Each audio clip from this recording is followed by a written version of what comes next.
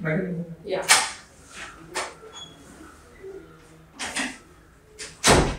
Good evening. इथे ठेवा token. बसा.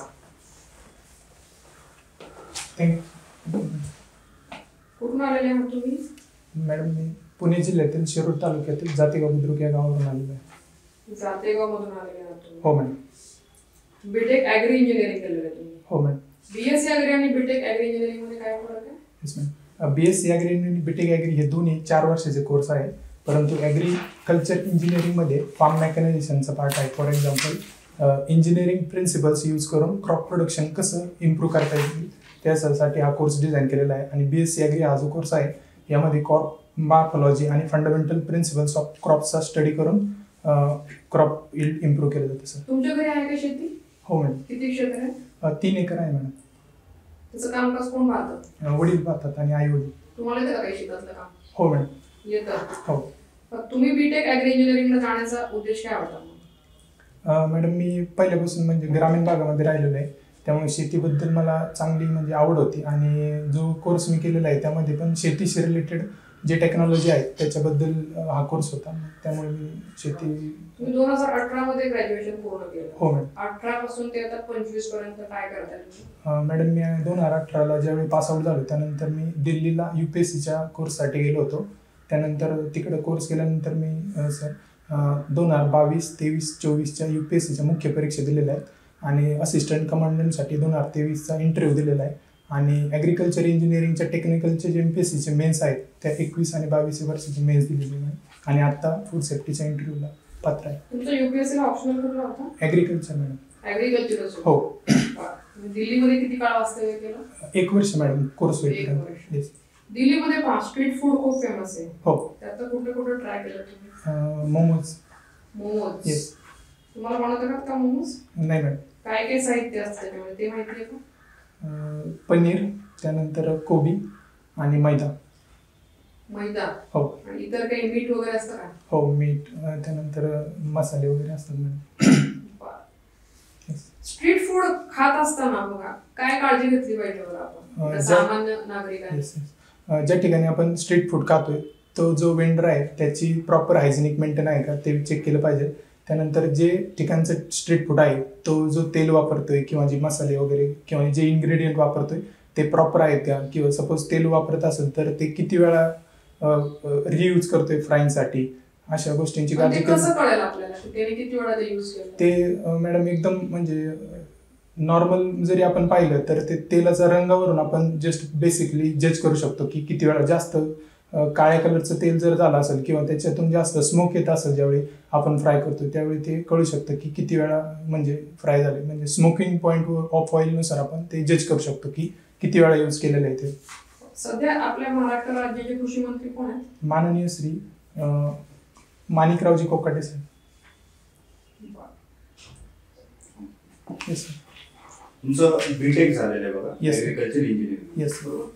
मला सांगा नॉन ॲग्रिकल्चर फूड्स काय असतात? नॉन ॲग्रिकल्चर फूड्स म्हणजे ज्या फूडचं ओरिजिन हे ॲग्रिकल्चर बेस नाही. म्हणजे फॉर एक्झाम्पल हनी घेतलं, त्यानंतर package drinking water, carbonated fruit drinks, त्यानंतर मीट, एग्स, असे जे प्रोडक्ट आहेत त्यांना आपण नॉन ॲग्रिकल्चर फूड्स म्हणू शकतो. बरं, मला सांगा स्टँडर्ड फूड जे आहे FSSAI काही प्रोव्हिजन्स त्याबद्दल सांगितले? Yes sir.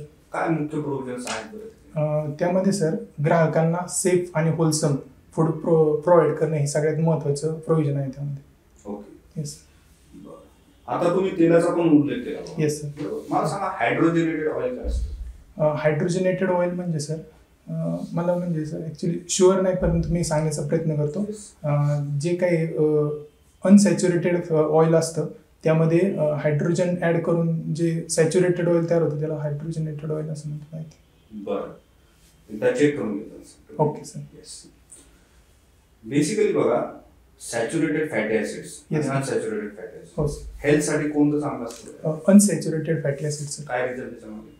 त्यामध्ये सर जे काही बॉन्डिंग असतं कार्बन चेनचं ते एक किंवा नंबर ऑफ कार्बन बॉन्डिंग हे डबल बॉन्डने अटॅच झालेले असतात आणि ते हेल्थसाठी म्हणजे पचण्यासाठी किंवा जे पोटामध्ये डायजेस्ट होताना रिॲक्शन होतात ते इझिली ॲक्सेप्टेबल आहे आणि त्याच्यातून कार्सिनोजेनिक जे काही डिसीज वगैरे होऊ शकतात ते त्याचं प्रमाण कमी मला आहे. सांगा कोणकोणत्या नवीन टेक्नॉलॉजी आलेल्या आहेत सध्या फूड सेफ्टीच्या संदर्भात? टेक्नॉलॉजीचा विचार केला तर प्रोसेसिंगमध्ये भरपूर टेक्नॉलॉजी आलेली आहेत. म्हणजे फॉर एक्झाम्पल पाश्चरायझेशन असेल, त्यानंतर स्टरलायझेशन असेल, त्यानंतर मग अल्ट्रा पाश्चरायझेशन वगैरे अशा टेक्नॉलॉजी आहेत की ज्यातून आपण जे मायक्रो बॅक्टेरिया आहेत किंवा व्हायरस आहेत त्यांना किल करू शकतो. बरं, मला सांगा अल्ट्रासाऊंडचा जो वापर आहे येस सर. कशा पद्धतीने होतो फूड प्रोसेसिंग? त्यामध्ये सर फूड म्हणजे एक मशीन असते, त्यामध्ये अल्ट्रासाऊंड वेव्ह दिले जातात आणि त्यातून मग जे काही फूड प्रोडक्टमध्ये जे काही मायक्रो ऑर्गॅनिझम्स आहेत ते त्या साऊंडच्या इंटेन्सिटीला म्हणजे तग धरून राहू शकत नाही. फॉर एक्झाम्पल त्याची इंटेन्सिटी जवळपास 20,000 किलोहर्ट्जपेक्षा जास्त असते आणि त्यामुळे ते जे स्पॉइलेज ऑर्गॅनिझम आहेत त्यांची सेल तिथं ब्रस्ट. पाण्याचा काय रोल असतो एखाद्या फूडच्या शेल्फ लाईफच्या संदर्भात? सर सपोज जर एखाद्या फूड कंटेंटमध्ये जर पाण्याचं कंटेंट जास्त असेल तर तिथं म्हणजे ते हजार्ड होण्याचे चान्सेस जास्त आहेत. जे पॅकेज ड्रिंकिंग वॉटर आहे येस सर. त्याला असते का बरं एक्सपायरी? हो सर. कोणत्या बेसिसवरती असते? त्याला सर इंडियन स्टँडर्डचा एक 10-500 म्हणून एक नंबर आहे, त्याच्यानुसार स्टँडर्ड डिफाईन केलेले प्रत्येक मेटल किंवा मग जे काही पाण्यातले कंटेंट आहे, for example lead, cadmium. Recently बघा न्यूज मध्ये पण होतं. हां सर, त्याला पॅकेज ड्रिंकिंग वॉटरला हाय रिस्क कॅटेगरी फूडमध्ये फूड सेफ्टी ऑथॉरिटीने ऍड केलेले आहे सर. या लॉजिकने जर आपण विचार केला Yes, sir. तर प्रत्येक जे प्लास्टिक बेस्ड फूड आहे, पॅकेज बेस्ड फूड, ते आपण बॅन केलं पाहिजे किंवा हाय रिस्क मध्ये घेतलं पाहिजे. Yes sir. तर पाण्याचा सर संबंध असा आहे की जनरली प्रत्येक पॅकेज ड्रिंकिंग वॉटरची एक एक्सपायरी डेट असते. फॉर एक्झाम्पल आपण बिस्लेरी कन्सिडर केलं तर त्यांची एक्सपायरी डेट ही 6 एक्सपायरी असेल किंवा नसेल तो वेगळा वाचा. हां सर. तरी पण ह्या ज्या फेनॉमेना जे आहे त्याला हाय रिस्क मध्ये इथे ठेवलेला आहे. हो सर. बरोबर. हो. मग सिमिलर फूड्स आहेत बघा, अजून बरेचसे हां. लिक्विड फूड्स असतात जे Yes, sir. प्लास्टिक मध्ये पॅक होऊन येतात. हां. मग त्यांनाही आपण हाय रिस्क मध्ये घेतलं पाहिजे का? सर त्याच्या पॅकेज फूड म्हणजे जे काही पॅकेजिंग मटेरियल आहे त्याच्या क्वालिटीनुसार आपण ते डिफाईन करू शकतो. इंटेलिजंट पॅकिंग काय असतं? इंटेलिजंट पॅकिंग हा एक पॅकेजिंगचा टाईप आहे की ज्यामध्ये जे त्याच्यामध्ये जे फूड कंटेंट आहे त्याची इन्फॉर्मेशन त्याच्यावरती दिलेली असते. फॉर एक्झाम्पल ते त्याच्यामध्ये टेम्परेचर किती आहे किंवा मग त्याच्यात जे काही चेंजेस होतात ते इंडिकेट करतं त्या पॅकेजिंगमध्ये. हॉबीज आहेत का तुमच्या? येस सर, मला सायकलिंग करायला आवडतं सर. सायकलिंग? Yes sir. तुम्हाला टूर डी फ्रान्स माहिती आहे? हो सर. काय वैशिष्ट्य बरं? ही सर एक युरोपमधली एक रेस आहे, जवळपास 36 किलोमीटरची ही रेस आहे आणि यामध्ये युरोपच्या जवळपासच्या म्हणजे फ्रान्सच्या जवळपासच्या देशातून ही अल्प्स पर्वतातून वगैरे ही रेस चालते सर. यामध्ये वादग्रस्त प्लेयर आहे हो सर. Lance Armstrong. न्यूज. तुमच्याकडे आहे का स्वतःची सायकल? हो मॅडम. कुठली?